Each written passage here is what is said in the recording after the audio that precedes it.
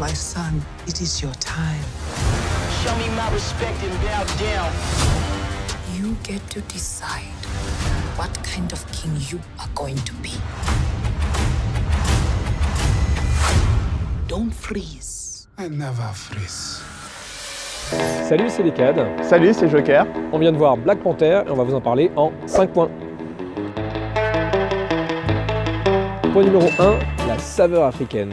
Alors on a là un film qui joue à 100% la carte full Africa, que ce soit dans les décors, les costumes, les concepts, les philosophies et même les musiques qui sont plutôt sympas. Alors évidemment on peut trouver ça peut-être un petit peu caricatural par moment, mais en attendant ça apporte vraiment une fraîcheur et surtout une grande originalité au film par rapport aux autres Marvel. En tout cas pour moi c'était un très bon point. Point positif également pour moi, même si parfois il a un poil caricatural, le film réussit à marier le côté tribal africain avec le côté SF. De la même manière on réussit le même tour de force avec la musique en ayant à la fois des sons tribaux, des sons type hip-hop et aussi de la musique type Marvel, Avengers, Epic. Point numéro 2, la réalisation. Alors j'ai retrouvé dans ce film les mêmes problèmes que j'avais eu avec Creed, le précédent film de Ryan Coogler. C'est-à-dire que ces scènes d'action sont assez inspirées, inventives, rythmées, vraiment très sympas.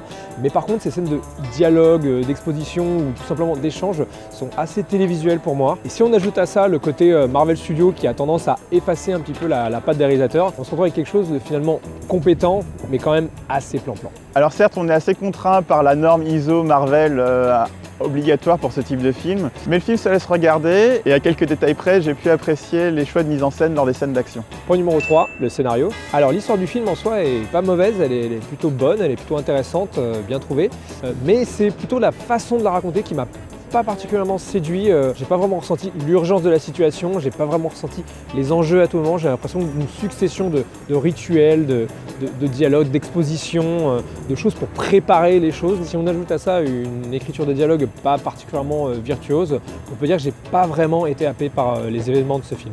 Globalement, je me suis laissé prendre par l'histoire, mais j'ai surtout apprécié le traitement des méchants, que ce soit le charisme d'Andy Serkis ou alors la backstory de Michael B. Jordan. Point numéro 4, la lecture politique. Alors en ces temps de Black Lives Matter, on aurait pu s'attendre à un film très chargé politiquement avec un message particulièrement engagé. J'avais peur que le film parte trop dans un discours politisé sur la discrimination des Noirs.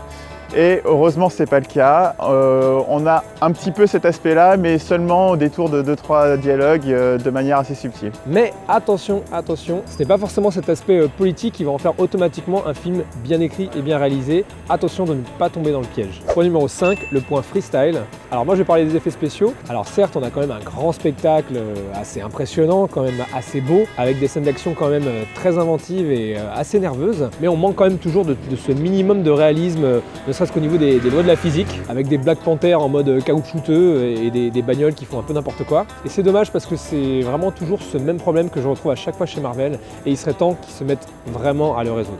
Pour ma part, je voulais parler du casting qui est solide et plutôt bien dirigé. Mention spéciale à Andy Serkis qui s'éclate vraiment dans son rôle et il a une bonne gueule, pourquoi on l'utilise pas plus souvent à l'image?